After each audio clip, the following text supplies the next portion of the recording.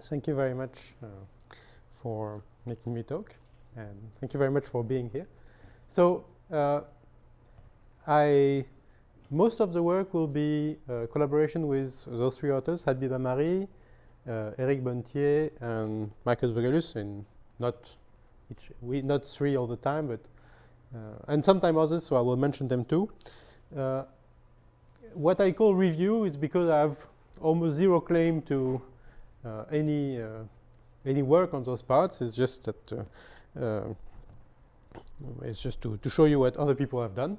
So I will start with explaining what the problem is in general, and or part of the problem is what do I mean by imaging? On one example, which is the simplest one, which is electric impedance tomography, and then we'll move on to a simpler problem, which is when you want to find small things, and then that will be the first part, and the second part will be a link between this and another question, which is called time reversal. So one good thing in this problem that we are good with fancy names. So we do cloaking, we do invisibility, we do time reversal, we do things like this. So it's so I'll explain what the words mean, and then I'll explain a little bit how you can combine all the 3 points above to have good resolution effects. Okay, so what is impedance tomography? Well, let's start. Simplest example would be elastic tomography. If you want, you knock on the outside of the pulpit and you wonder where the computer is. That's what you do. And so what you do is you put an impulse and it vibrates, and what you hear is a vibration. So, but you could put sensors and tapping here and there, you could feel it is empty or plane, and that's the idea. So in electricity it's the same, only you do it with current. And so you have a bounded domain. You don't want to cut it up, so you want to stay outside. You have a non-conductivity inside, and you impose a current, and you measure the potential difference on the outside. Or you impose the potential, you measure a current, whatever is more convenient to do. Okay? So this is a conductivity equation. Gamma is your conductivity or your impedance, 1 over the impedance. Phi is your current, which is on the boundary. And what you want to measure is U on the boundary. So if gamma is a positive bounded function or matrix, and if you say that the sum of currents equals 0, so that your problem has a solution, because you have a kernel, then you have a solution U, which is well defined up to constant, and it's in H1, so it has a trace on the boundary in H1 half. Very good. So now you vary phi, and you obtain different U's, and that's a map. That's a map from the boundary to the boundary. And this linear map would be, so this is a Neumann boundary condition, and this would be a Dirichlet boundary condition. And so it's a Neumann to Dirichlet map. So, sorry, we're trying to determine gamma? Or gamma, yes. This is given, right? You can knock as you wish, and you can hear what you can. Right. Question is, what is gamma? Mm-hmm. Right? And so first question is, can you? Right? Can you find gamma? And so let me just make sure I understand. So you have all sorts of, you have the map, you know the range of the map.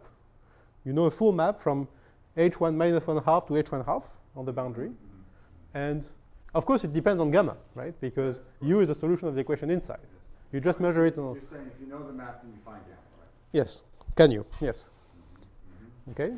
So let's start by saying no. Yes? No? What is the problem? But you do know something about gamma? No? Because previously said provided gamma is positive. Yes, well, it's conductivity, so you don't have negative conductivities.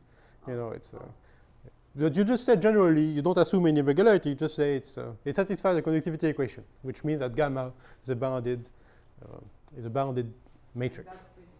That's it. Yeah. Okay. So let's say you try to do it in 1D. And in 1D, the answer is no, because in 1D, this is an ODE. You have two independent solutions, so you can make two measurements. With two measurements, you will never find a function and an interval. I mean, you find a constant of that function. Actually, you find the average of it, and that's it. So, no. In 2D, or in more, well, try to see what can you do. You could imagine, okay, can I find gamma, or can I find gamma up to a change of variable? And so imagine you have a change of variable from omega to omega, which keeps the boundary the same. So the f of x is equal to x on the boundary, and does something else and twists it inside. Well, if you look at the rational formulation of this, it is unchanged by looking either at gamma or at the transformation of gamma through the change of variable. It is the same. This is just the formula of change of variable, right? So up to a change of variable which would keep the boundary intact, the answer is no. So you can only find something, well, okay, so what is a good problem? The good problem is if gamma is a scalar, because those are matrices. And so if you restrict yourself, either you say matrices and then you restrict all the possible change of variable, or you say, I take gamma a scalar, then can I have a positive answer, right? Scalar function. Now, this is the inverse problem, which is to find gamma. We haven't said yes or no yet. But it already tells you what to do if you don't want to find gamma, if you want gamma not to be found. It tells you that the smart thing to do to hide something is to design a completely anisotropic material which would have an equivalent scalar equivalent, which would be the same as nothing, right? So if you can design a coating, a paint or something, which would be very anisotropic and would basically make this change of variable so that you would basically see nothing of what is inside the subregion, you'd be done. Okay? And so that's possible. Well, that's possible in principle. I mean, you can design such a change of variable, which would, what is the idea? The idea is basically you take you make a change of variable which would change a small disk of radius little rho to a disk of radius 1, and outside of a radius of disk of radius 2 would be unchanged. And then you apply the inverse transform of that. And so anything which would be inside the disk of radius 1 is pushed back to a small disk of radius rho, scalarly speaking, right? And then you make rho to go to 0. And then it's a point, and you've lost it. Okay? Well, okay, so in fact, you can't really make rho go to 0, so there is a small trace, but basically you can hide very much whatever you want. I didn't quite understand it. So how does this work again? Okay, so if you have, say, now the question would be, what would be cloaking? Cloaking would be, how do I design a material which would, from a measurement perspective, look like an empty material? So you design an anisotropic material, which would be a change of variable which would look like this, which turns things around. You put whatever you want inside the subdomain, but your change of variable maps the subdomain. I mean, maps a big domain to a subdomain of very small size. Basically, it's an homotopy if you want, which shrinks a domain of size 1 to a domain of size epsilon. Okay, and if this material looks from a measurement perspective as a scalar answer, because that's all you can hope to get, like something with a very small point where something is not right, but then you make this point go to 0. So in principle, you could. Okay. But is this how stealth works too? Yeah. Yeah. Exactly. Well, you can't do that. Well, the question is at which frequency can you hide things? But this is 0 frequency. You could imagine to do that. Mm-hmm. But I mean, we can discuss how well does it work okay. So this is your what the problem is now, which is if you have a scalar gamma, can you find it? Okay. And the surprising result, so this question was asked in the 50s or early 60s. And in 2006, in Annals, Kari Astala and Asipai Varinta showed that yes, in general, meaning that if you have gamma in L infinity, in 2D, indeed, you can, in principle, recover gamma from boundary measurement. Gamma has to be scalar, right? Gamma has to be scalar, of course, yes. And yes, that's it. but that proof answers nothing about the 3D case, because it is completely linked with the fact that you're in 2 dimensions, and therefore you have complex analysis, and you have quasi-conformal mappings. And does the proof also give you a way of finding out what gamma is? Yes, if is it sort of well posed? Okay, very good. So this is coming in this quick. So it tells you. So of course there is a method to construct, but what does it tell you? So before I answer to what it tells you, what is the situation in dimension 3? It depends on gamma, meaning that if it's piecewise analytic or if it's relatively smooth, Lipschitz, for example, then the answer is yes, and you don't know in general. You don't know. What if you had like a cube or something? I mean, something like the edges and so forth. That would not be good for this method. Which one? The 2D one or? Yeah, 3. The 3D one. If it's piecewise analytic with corners, well, in each single case, I guess you can cook up a method to find it. If you tell me I have such corners here, then yes, but it's very difficult to, but you cannot, if you say I have X corners and I know it's a polygon, then yes, actually, you can do it easily because corners are easy to pick. Okay. And so if you find, they are very singular. And so if you know you're looking for corners, you'll find corners. But if you don't know you're looking for corners. so you have to have different algorithms or what? Yes. I mean, there is no algorithm telling you what to do in 3D. I mean, there is a general method which works for relatively smooth coefficients. Well, I mean, often you would look for edges or something like that, right? So if you look for that, no, there is no general method for edges. Well, you can, if you know you're looking for certain edges, yes, you can find things. You can derive different algorithms, but it's not the same thing as. It's completely different from trying to answer the question in general. Actually, if you limit yourself to polygons, it is well posed, but but it's not the same as saying I don't know what's in it, right? Okay. But yes, so is it well posed? So what is the definition of well posedness? Does a solution exist? The answer is yes. You know gamma exists. That's how your data was created. Is the solution unique? Well, maybe, probably. Let's say it is. At least in 2D it is. And thirdly, does the solution depend continuously on the data? And that's very hard. That's very hard. And Adama looked at the Cauchy problem. If you have a boundary, if you look at the heat equation and you say, I have Cauchy data, does my solution depend continuously on my Cauchy data? And he cooked up, it's easy to create an example where actually your solution would go to 0 or go to plus infinity where your data stays bounded. So it's not stable at all.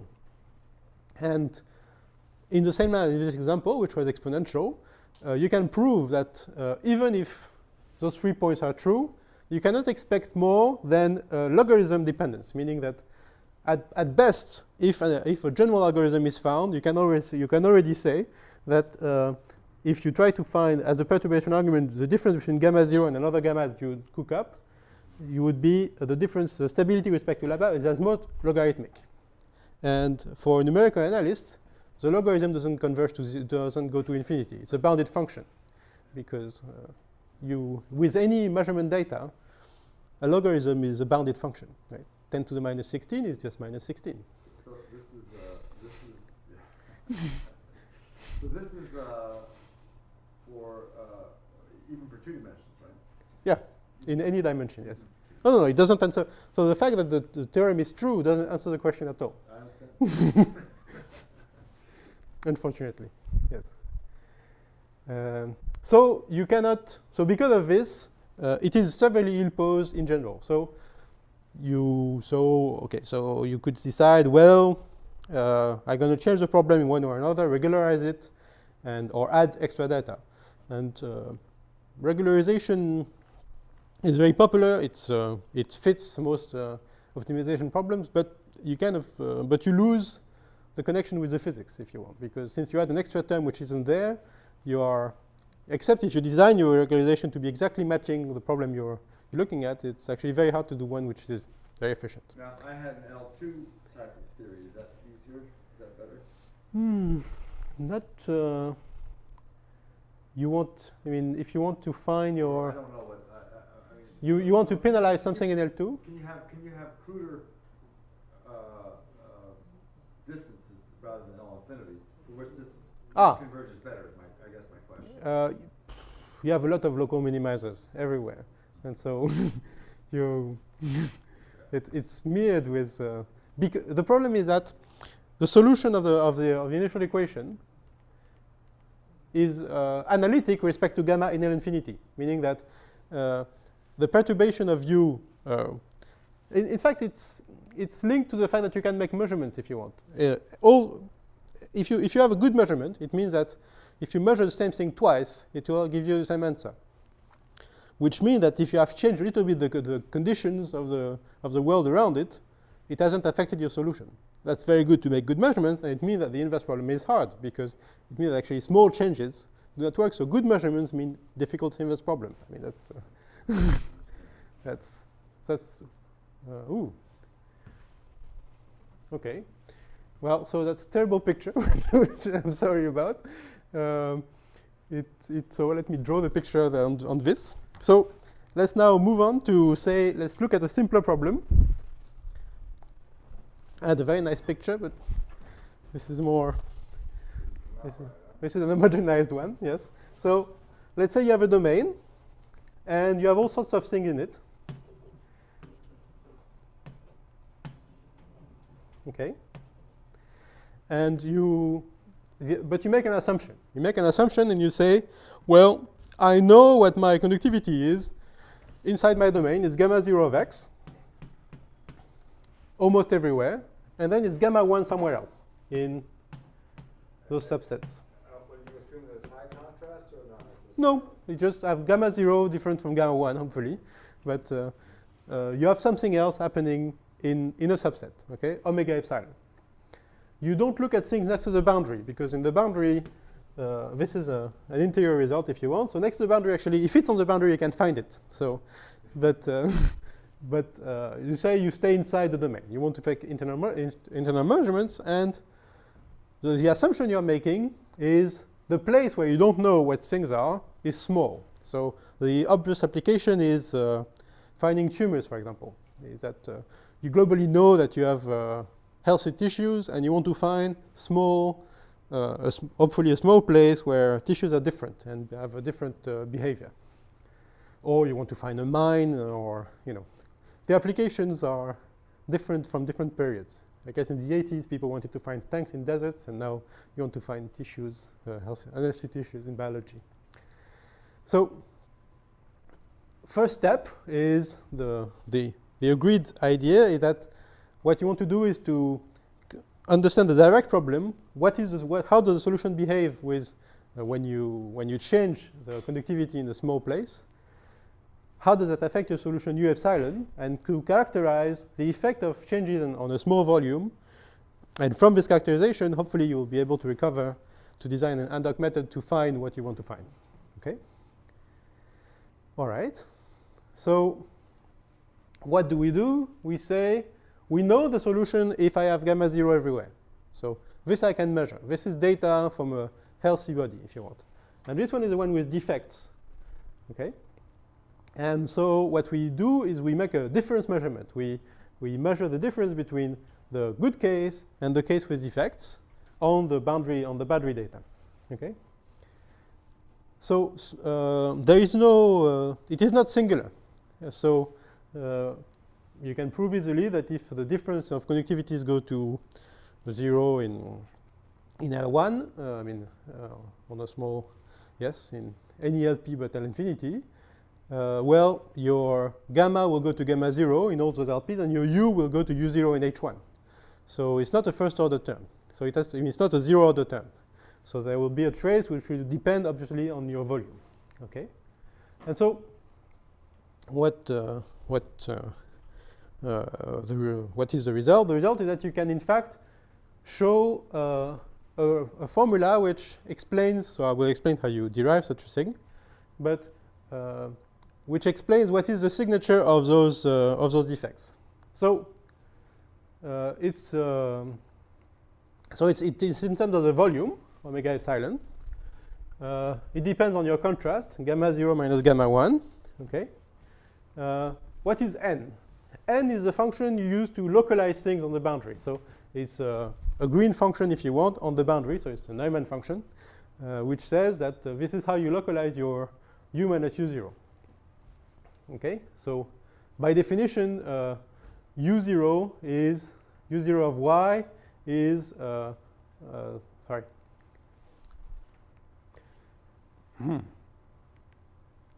u0 applied to n applied to g gives you u0, right? So this is your Neumann function. What is mu? So you have something which with a measure mu. Mu is the limit of the support of your inclusion. So it's a compactness result, meaning that, of course, if you have two inclusions, if you look at a sequence of domains where the inclusion is oscillating between right and left, you have to have a subsequence for this result. So it's a result of compactness. So up to a subsequence, there exists a subsequence such that you have this limit. Okay, but if you rescale the indicator function of your inhomogeneities by its size, well, this has obviously total mass 1, and so it gives you a probability measure mu. Okay, it's easy to see that it has a limit in L1, and so well, so it's because it's L1, it's just in the sense of measures. No, I don't know. I haven't figured out what all these things mean. So what is the M? What is the M? Yes, that's. Where is it? What is M? Yeah. Yes, it's coming. Oh. So u0 is u0. Okay. I'm happy that. So u0 is u0. N is a green function. Mu, we're happy. Gamma is a contrast. And so the only thing that you haven't discovered yet is M. And so what you can say is that M is a function which is a matrix, which is L2 of d mu. You can describe different things of it. And M, of course, is the thing which describes your inhomogeneity, right? This is what describes the location of it. And this is the matrix M describes, well, it contains the information. The geometric information or the contrast information inside your inclusion is defined in M. Okay, so information on M will find you information on what you want to find. Oh, but I thought that was all contained in the gamma. Gamma is gamma, but gamma is just is a value, right? So imagine So gamma is it could be 3. Imagine gamma 1 equals 3 and gamma 0 equals 1. Yeah. But it doesn't tell you if you are looking at an inclusion which is a star shape or which is a grid or it's distributed everywhere, right? So that depends on M. How do I get this Mij? I mean, it depends on the shape of gamma or not? Yes. Yes. So very good. So how do you get Mij? So what does the formula say? It tells you that you have separated two things. You have separated your u0, your inclusion, from your background. So you have, if you come from homogenization, you would say you have a separation of scales because you have separated u0, which is the general behavior without the inclusion, from the effect of your inclusion, which is M. Okay. So separation of scale. Why? Because u epsilon goes to u even in rescaled by the volume in L2. That's strong. Okay. So you have a strong convergence of u0 to u. However, you have an effect on the gradient, and so your gradient is polarized. Gradient u epsilon is polarized, and the difference between u epsilon and u0 shows in M, if you want. Of course, the contrast is in it, and you have M, which will twist your field, your current, if you want, in a certain way. Okay, so what is M? What is M? M is defined as okay, so before I come back to M, one thing is that it really depends only on the inclusion. It doesn't depend on omega. M is independent of omega, the big domain.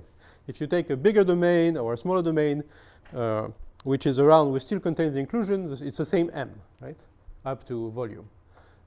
It doesn't depend, of course, on the boundary condition. It's really a geometric information. So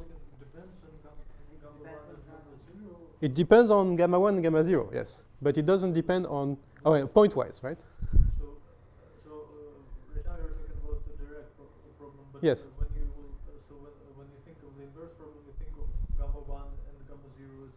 Gamma 0 is known. And gamma 1 is. So what- Gamma 1 can be not known or, well, okay, so yes, coming back to the inverse problem, you see that you have gamma 1 minus gamma 0 times m, okay, times the volume.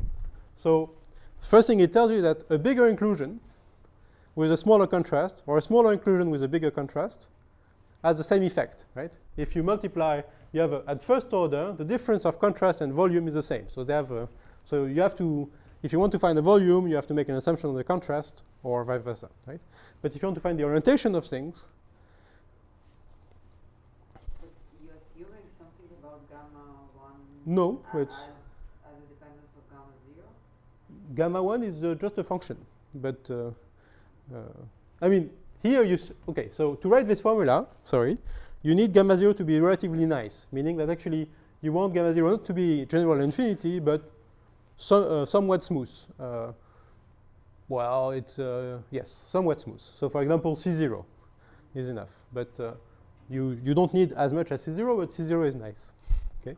You need your background to be a nice background, because if your background is very contrasted, then putting an inclusion on it will change dramatically the behavior of everything. If it might smoothen out some singularities, therefore change completely the order of things. So you want your background to be reasonable, and then you can find what is the effect of perturbations. Okay? So what is M? M is defined as a, so if you know homogenization, this is the same definition as the corrector functions in the periodic setting, if you want. It says, so let's introduce a function v, which has the same divergence as gamma 0 gradient x. So if you want, you're looking at the effect of, you're rectifying the gradient, you're rectifying x gamma 0 along gamma epsilon. Gamma epsilon is the one which has gamma 0 and gamma 1 inside the inclusions, okay? You take this function, you show that you have the correct estimates and that they exist, and that defines M. Okay, so this definition is independent of the boundary, and you can make it independent of omega because it's you can just decide it to be on a square or anything. Okay, and this is your how you define M. And now, why does this problem play? You don't know what M is either. I mean, because you don't know what the gammas are, right? Well, actually, you know a lot of things about M, but you can show a certain number of things about M. But okay. You don't know M in general, but you can find, I mean, yes. Let's see what you can find about M in a second. So now that you know what M is, well, okay, so. But I don't see how you can find an M if you don't know what the gamma is. You're looking for the gamma, I thought. You can find, well, okay, so you can decide one thing or the other. You can say, if I know gamma 1 in my inclusion, can I find the shape of my inclusion? Or if I know or if I don't know the shape, can I give a bulk estimate of what is the contrast times omega? Yeah, So that means that you have to prove general properties on M independently of gamma, which you can. So if you make general estimates on M independently of geometry, for example, then you can prove, then you can obtain properties in general, right? So it's not empty. It's independent of. Well, let's say you have a magnitude of gamma, but then you have the shape of it, right? With new. Yes, but if you can make something which is shape independent, if you can show what M is or bound M in the function of gamma independently of shape, which you can, then you can get informations in general, right? But already what this formula tells you is that really it's located on the inclusions, and that the general field that you want to look at is U0. And so whatever you get as information on M will help you locate things. But for the support, in fact, you have already reduced your problem a lot because, well, imagine now that the limit mu is a sum of Diracs, right? That I have a few inclusions. This could be, in this general setting, mu could be anything. Could be the global Lebesgue measure of the set, right? I mean, and then you would have a dilute limit or an homogenized medium. But imagine that it's a few objects, and so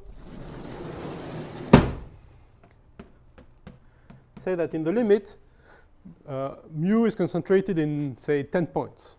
Well, you have a Dirichlet to Neumann map, which now you have represented as a finite range operator with a range 10, I mean, at first order in terms of volume. So you have switched from, so you have a surabundant data to find the finite range operator, which is located on the inclusions. Finite range, because what you're going to replace that interval by some sum, right? Because if that's a Dirac mass, it's a sum of Dirac mass, it becomes a sum, yes. A sum which is a number of my inclusions. And so if you have a finite range at first order, of course in the volume, then you're happy. I mean, you can hope that changing your data with, say, twice the range, you will find exactly everything you want. You know, you don't need that many measurements to find 10 objects, basically. Sorry, a bit confusing notation.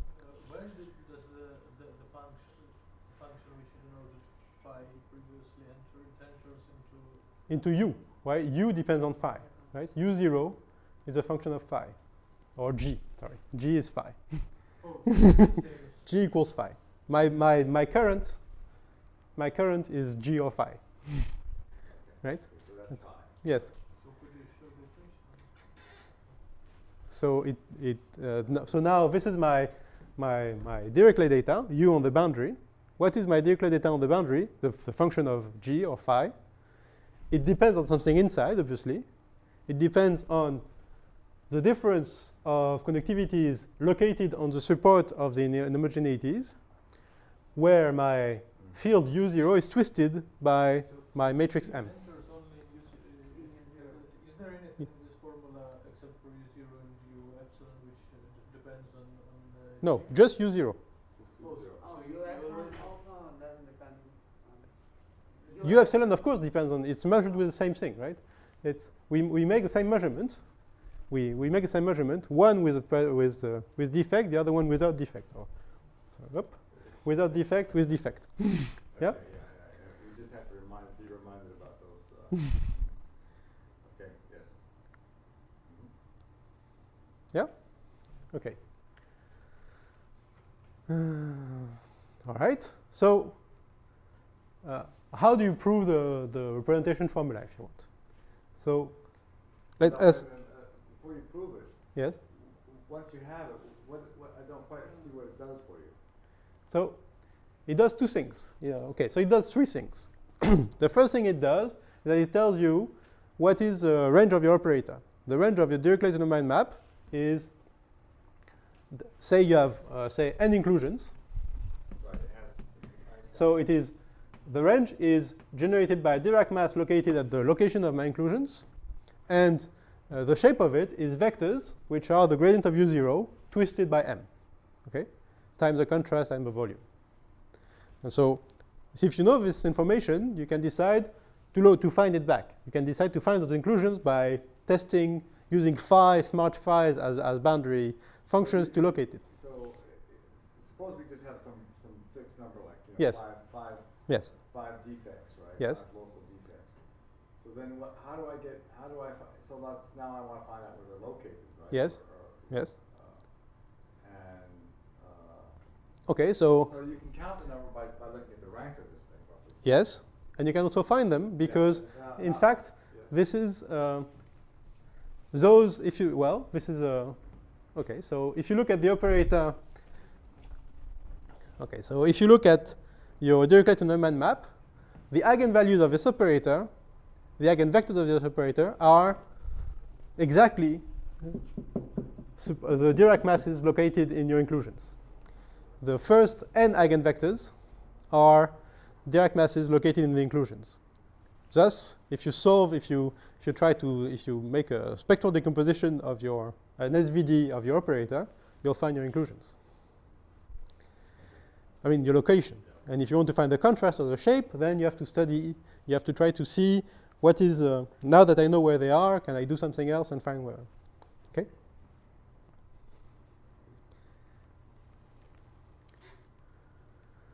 Okay, so what is the proof? I mean, without any technical details. So V epsilon and V0 have the same divergence. So I can test them against any function, for example, U epsilon and U0. Look at the definition. I test it against U epsilon minus U0. They have the same boundary data. divergence of gamma epsilon v epsilon equals divergence gamma 0 v 0. Because they're Hi. all zero. No, this is the definition of v epsilon, right? V epsilon is this function. This is x. Oh, okay. V0 is x. Yes, yes. So, I test it against this function. I test it against anything. I get, of course, the same integral. Why not? Now, u epsilon is gamma epsilon harmonic, if you want, right? So this one will give me a boundary condition, which is the same as u0. So it should simplify into gamma epsilon minus gamma 0, u0, gradient v, right? Just integration by parts. That's just using the equation, the connectivity equation on u epsilon and u0. Okay, same calculation here. Only here I have gamma 0, so it goes well with u0, and it leaves me the u epsilon. Right? Gamma 0, u0 is most gradient, gamma 0, u0, v0 is mostly 0, except the boundary condition, which is constant by u epsilon. And so since it's 0, 0 is also a gamma 0 u epsilon. Yep. Very good. So now what do I have? On the right-hand side, this is gamma 0 minus gamma 1, indicate a function of my set, v epsilon. So that's the definition of m, gradient u0. What do I have on the right-hand side? On the right-hand side, this is x. This is gamma 0 minus gamma 1. The only thing which depends on epsilon is my u epsilon. So this is exactly what I wanted. Okay. So of course, this is the same thing as the compensated compactness method, meaning that you put everything on the test function. You choose a test function which mimics your behavior, and that solves the problem for you. What is missing is why those conversions work, and the fact that actually it's not an average thing, it's true pointwise. And so you have to do truncations and all sorts of things, but that's why it should be true. Okay? All right, so what is my m? We know a lot of things about m. So this picture is m in terms of its eigenvalues. So it's a 2 by 2 positive decimal matrix, and I say fix, so what are my axes? This point here is gamma 0 over gamma 1, and this point here is 1, so in this case I have a contrast which is greater than 0. And this line here is an inequality on the trace, and this line, this curve here is an inequality on the inverse trace, which are simple to write. I mean, it's another talk to explain all this, but I'm not sure I understand what this picture means. okay, so this is a set of all possible m's. Given Set of all possible m's. this is the G closure, if you want, the set of all possible m's that you can have given a contrast. Right? They all lie in terms of eigenvalues between those two values, between in this half moon or quarter of a moon, right? So it gives you. So there is information independently of geometry. This is if you have a geometrical information, you can do more. You also know a different thing. Meaning that if it's isotropic by symmetry, then of course you're in the middle. The less isotropic you are, the more you go to corners, right? So the very anisotropic things are long rods, right? And so if you have a long flat rod along one direction, you'll be here, and you can calculate its eigenvalue, which is 1 and gamma 0 over gamma 1. This is a symmetric one, right? And you can show all sorts of things. You can show that actually, if you go towards this end of towards this side of the bounds, then this is thin objects, meaning that you cannot have. It has to be something looking like either a mesh or a rod or a set of rods. It cannot have any ball inside the object that scaled ball, of course, right? It cannot be a large. Depends on the points of function. So we would do if it were. So say you're looking at a simply connected object, which would give you m. But m is a function, right? So Yes, but at one point it can be. okay. So it's a function, and now I want to say it is true. But now let's say I'm looking at one object, and I want to say what is one object with this m in x, right? So m is I'm at one point, and it corresponds to one shape which shrinks to a Dirac. Then m is a constant matrix. And what does m look like for different shapes? Okay. Oh, you fix the location of. Say I have a fixed location, and I shrink an object, for example, right? I shrink its size to 0. What happens? So what I'm telling you is that if you are what does the tensor look like? So this is the eccentricity of the tensor. So if it's more isotropic, if your object has more symmetries, obviously the two eigenvalues will be equal, and so it will be on the central line, right? And if it's less isotropic, you'll go towards one of the edges, and to be less isotropic, you have to be at the end. You have to be flat, right? And to look like to be very thin, if you want. And this one is easy to calculate. Those two That's along that line, though, right? That's along the it's the intersection of the line and those two curves, right? So what do you have here, right? The more if you get very thin, you have no choices. You have to move to. You have to have a big difference between your eigenvalues, and you're moving towards the end. So thinness makes you go one way. Now, I mean skewness, right? Now thinness makes you go up, meaning that if you are here, you have to be thin. You cannot be not thin and be on the upper part. And there was a now the question is, what happens here? Is it the thick objects, like balls and ellipsoids? So in fact, you can show that you can calculate that yes, ellipsoids are exactly here, and this is a disk. And there was a conjecture which was by Pauli and Zeger saying the minimal object. So this point, if you want, is the minimal point. The minimal object has to be a disk. If you are at this point, if your tensor is this point, then you have to be a disk. And well, so it's a long story, but the answer is yes, but it's a very bad answer because it's true, but it's only true. No, we can discuss it afterwards. But it's true, but you can perturb it to about nothing and get an object which is nothing, looks nothing like a disk, and which is infinitely close to this point. really opposed. Yes, yeah. So it's not a stable conjecture, if you want. Okay, so okay, and then so this is first order. Now, if you have one type of object, you can try to do higher order estimates and get more information, separate contrast and size and all that. But in general, that's as far as you can go. Okay, so now I consider that we know everything there is to know about impedance tomography, and you have understood completely small inhomogeneities. And so let's talk about something else or similar ideas, which is time reversal. And so this is it comes from physics. It comes from an experiment in a water tank by Claire Pradin and Matthias Fink. And Put the lights on over there. yeah. Yes. So they have a water tank. They put metal rods in it, which is random scatterers. They put a microphone, which sends a beep. So let me not just draw a water tank, but do it in 2D. So this is an anechoic chamber, meaning that your signal can bounce on the walls.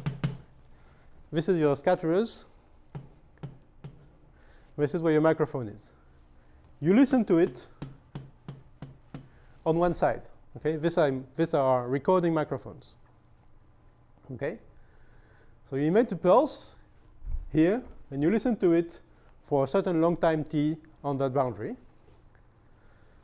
You amplify the signal, you simplify it, you play it back, and for a long time you see nothing, and at time 2t, POC! You get a localized, concentrated, focused peak exactly here, at the point where you sent it before. Yes. Kind of amazing. Okay, so very good. So of course it created a lot of activity because it's fun, and so This is experimental. yes. So you return your microphone into a receiver and you listen everywhere and so on. So this is Guillaume Ball, who is in Colombia, has done as on his webpage, if you want, there is a movie showing you. So you send a signal in a random medium. This is the front wave going out. You record things on the corner of your boundary. You play it back. You get scattered noise all the time. 2t, puff. You get a nice localized things. Okay, so there is books. I mean, Georges Papanicolaou is a big name of the subjects. And so there is a book by Jean-Pierre Fouque, Jocelyn Garnier, Papanicolaou, and Prince there are different articles. So Guillaume Ball, whom I quoted here, as a paper with Linia Rizik. In fact, the first mathematician to work on it was Claude Bardos with Matthias Fink, who explained that it's just the fact that the wave equation is reversible, and so he has worked on this with himself, and so he actually has a website with his name, and so the title is in French, Retournement temporel, but if you want to download the slides, they're in English and very clear about what happens. So, but does it have something to do with the fact that all those were rods in there, right? Yes. Okay. Does it have to do with the fact that those are randomly placed or not? Exactly. So as you can see, random is everywhere in those things. And so the big argument was that time reversal works because of randomness, and randomness helps you. So what would be Time reversal works whether you have randomness or not, right? Well, That's what I'm if you have an homogeneous medium without scatterers, no, it doesn't work. I mean, it would work, except that you would lose everything, because you're not measuring everything everywhere, right? You just have an array of microphones here, Yes. and so you would lose a lot. But in fact, because of your scatterers, So it homogenizes the. it gets a signal and sends and gets you more information. It's easier to find back things because of the reflections. If you want, the more complex medium says that basically you are not filtering to the first harmonics, but your spectral decomposition, if you want, is much more complex than in a nice homogeneous medium, and so every single lower the frequency. You get more information, in other words, through Yes. because of this, and because you're only feeling it at some part. But Yes, but for a long time. yeah, But- for a long time. But the projection on time of those eigenvectors, if you want, is much more complete than if you had a nice periodic pattern and a crystalline geography, where you would say, well, no, I can only get what Shannon Nyquist would tell me, basically, right? I could only get certain number of things independently. Yes, if I took those scatters out and I made them periodic, then could I do the same thing? I think so. And but this is not what is this is not the paradigm. And so I'm sorry. yes. I tried to listen, but I kind of lost. So if you take out the randomness, so this effect will. So if you take out the randomness and you listen to an echo, well, if I hide myself in an empty room and you're sitting there and you hear, "Ow, do you know if I'm here or there?" It's very hard. You know it comes from here globally, Yeah. but if I say two words or if you move a little bit, you'll be able to find me better. But because you have two ears, right? Yeah. But otherwise, you'll have just a vague idea, right? However, if there are many chairs around, and if you have a corridor and things, well, it's easier for you to know that I'm coming from this corner of the room. That's basically what he's telling you. Excuse me, isn't the point actually the fact that you want to generate the signal returning to that point just placing just adding a source of a wave in those points? So I think the point here is that if you could put your sources, your detectors all around the box, it would be The same. If you had a full, without the inhomogeneity, would be good because there is this, I guess, Kirchhoff principle that you can start yes, a wave in each point and the sum is going to be the same. Now, if this is no longer true if you stay only on one side. if you stay on one side and you know the wave where it's coming from, but you cannot reconstruct just producing a wave in that point on the bottom. no, you can't find its location exactly. No. But you can because it's just if you have two detectors, it's enough. Because you know that the source was one point, one delta function. No. Point. No, because it was a spherical wave starting a certain point. in an homogeneous medium, I agree. If you say you're saying you draw, you look at your wave coming from, but you could have, this is true if you have one scattering. So you say if you have an homogeneous, Without scatter. yes, so if you're in a homogeneous medium and you have 2 points, yes, you could do an intersection, but actually it's very, you cannot find, No, but you cannot generate the think well, it returns there because you should start everywhere around the boundary. yes, you have to, you can locate it by, yes, by triangulation, I guess, but, well, but you lose the location of it. Something actually much stronger. You're saying that the way it refocuses. Yes, it refocuses that point. Yes, You work yes, with just 2 points when you need all the boundary, or just one side, but of course. Yeah, so So- that's really the stronger statement, I think. Yes. Okay. And so, what is this pulse? What is this pulse here? This pulse is that. What does it look like? It's not a Dirac mass. It has a size, and you can show that the side of your focal spot, this distance here, is related to the display of the distance between your microphones and the frequency at which you look at things, which is lambda, and so the focal spot is lambda over 2.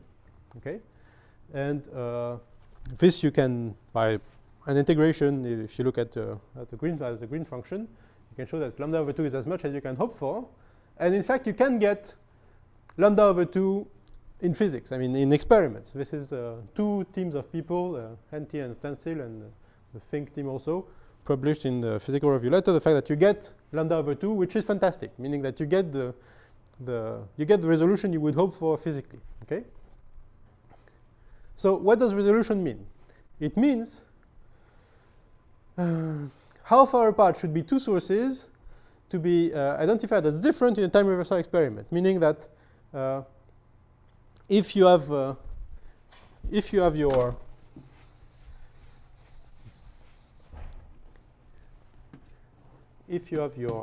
array of scatterers here, and you refocus your wave, it will have a certain size. Okay. Now, if your wave has a size lambda over 2, if your 2 points are close, are less than lambda over 2 in size, it will be hard to know if it was from this point or that point. Actually, up to noise. And so, resolution means the size of your refocused wave, if you want, right? Now, it's very good because it corresponds to the frequency at which you're measuring. And okay.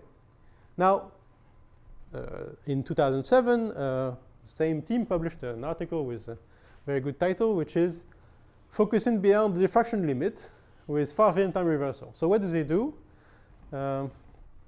They say they put a micro array of microphones very close to each other, so lambda over 30. They listen to it at lambda over 2. Okay, and what do they do to the microphones? They put copper wires next to them. Okay, so this is the experiment. And So something to do some scattering, right? yes, on your points, if you want, right? Very close to the source. And so first you send one signal. You send beeps from 1, 2, 3 from all of those points. You listen to it, and then you play it back, and you see, is it focused in either of those points? Okay. And there's lambda over 30 close. So normally you shouldn't be able to distinguish either of them. And so this is so position 3 and 4. This is the amplitude they get. This is their data. This is the sent back signal. Listen, now my 8 points are listeners. And so this is what I get on my at the required time on the 8 microphones. And you see that even though they are lambda over 30, you can easily distinguish one which was sent from the position number 3 and the position number 4. I mean, it's different peaks, much more than when you would expect from your resolution, right? And so they said that, as always, when you publish a set of titles, it got some press because it says a physical barrier has been breached and so on. And okay, and so those scatterers that are next to the phones, they're also they're not activated. They are just there, just there to in scatter. glue. Yeah, they are. Yeah. Okay, and so wow, I have 5 minutes left, so I'm not going to say everything about that, but what we wanted to know is, can you do the same thing for imaging, meaning that not with an active source or a microphone, but can you use the same type of ideas for passive systems where you have no source inside to find things? And is it really a random effect, meaning that, well, is randomness really important? Because I'm a very deterministic person, and so we try to create the same thing with a periodic deterministic structure and see if we can do it. Okay? And so, what should I do? 5 minutes? Go ahead, 5 minutes over. Okay.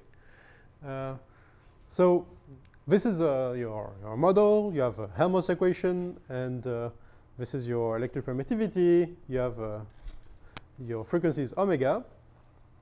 And say you're sending a wave from, you're looking on a big disk, and so you're saying you're on a big sphere if you want, and you have a pattern phi, or if you prefer, you can write it in terms of traveling waves, but this is equivalent. And to say, normally it should be Maxwell system, but to stay simple, let's say we are looking at Helmholtz. Okay, and so what do we want to do? We want to image the effect of defects in this Helmholtz system, meaning that I have a nice medium, and I want to find if I can find this is passive imaging, right? I have a defect in my domain, just like before. This is my omega epsilon, which now I call D. I have a difference of permittivity or permeability somewhere, and I want to see if I can find something from the boundary. Okay, and I'm measuring my far field data, which is my phi to gradient u on the boundary, or my electric to magnetic field on the boundary. Okay. Let's see. So let's try with a very simple example. I have a disk, and in the middle of my disk, in the center, I have another disk. Okay, and and the radius of that small disk goes to 0. Well, so then, just like before, you recognize the formula. You have a polarization tensor. You have if you want, a magnetic moment tensor, or M, which is the same as the one we calculated in the same formula, except that you change your conductivity to epsilon. You have your response operator, the self-adjoint part. You look at what is the linear form of your problem. If you look at a given current and you test U against this current, you can symmetrize it, and so you look at this symmetric part, and this is what you get. Your background field U. So U is corresponding to phi or psi on the boundary, right? The effect of your inclusion is that your response operator, the difference between this and nothing, is something which is an integral on your subdomain. You have a constant here, which a matrix here, which in fact is, if you have two disks, is just a constant, which translates the difference of the contrast in permittivities. And you also have the magnetic effect, MB, which is just the contrast in permeabilities. Okay, same formula as before, except that you have 0 order term. That's very simple, and you can calculate everything because you're in 1 or in 2 or 3Ds. So this is spherical harmonics. This means that if you look at what this formula tells you, it tells you that you are projecting on your lower order modes. And so the first thing you see is up to the size of your inclusion is a projection on a cylindrical Bessel function, or spherical in 3D, which is located on your inclusion. Okay? And so this is what your response operator is. At first order, it's a projection on this eigenvector, which is so one first order eigenvector for the gradient part and 0 order for the 0 order part, which is the acoustic part if you want. And this is where things are projected. Okay, and it depends on k, where k is your frequency, so mu 0 epsilon 0 omega. All right. Bessel functions. So red is 2D and green is 3D, or vice versa. I can't remember, but this is 0 order 1, which has a focus size. This is the size of your central lobe. This is where a thing will be focused. This is your gradient part. It's the same type of behavior. Central lobes and smaller things after that. Okay. The size of your spot depends on this, on the size of this function, which is mu0 epsilon 0 omega. Okay? Very good. That seems that's really calculus. There is one information in all this, which is that, as you can see, the size of my central lobe does not depend at all on my inclusion. It depends on my background. Depends on mu0 epsilon 0, right? So whatever I measure, the size of my spot is the same. Okay, so introduce scatterers in your domain. Say, I'm going to modify my domain and put some scatterers. So let's say this is my object, and around it there are many scatterers to reproduce the experiment that was before, right? And so your you have so what do you want for your scatterers? Well, you have a periodic grid. It's deterministic. If you want to make them with certain symmetries to keep an isotropic medium, why not? And well, to have something interesting, you need the size of your periodic grid to go to 0 with the size of your inclusion. Otherwise, it's independent objects, of course, right? You have to take two limits together. But there is no ordering, meaning that it could be faster or smaller. It doesn't matter which way one converges with the other. They both go to 0. That's all. Okay. So what does your problem without the inclusion do? If you forget the inclusion, locally your problem converges to an homogenized problem, where you have changed your medium to an effective medium, A star, which is the average effect of your perturbations and the domain. So you have a corrector function. Your A is an integral, which is epsilon 0. I mean, it's epsilon 0 outside and something depending on your inclusion inside. Okay. And if you choose your things to be rods, then it will be isotropic because you keep the symmetries. And to have a measurement, of course, you want things which are not resonant locally. So you measure your difference, and what do you see? What is the result? The result is that your response operator has very much the same shape as before, same type of formula, right? It looks very much like the one I showed you in the, right? So you have M, a polarization tensor, gradients of U star, M star, U star, where M star and little m star are constant polarization tensors. They are not the same as the one in the constant case, but they have same type of properties.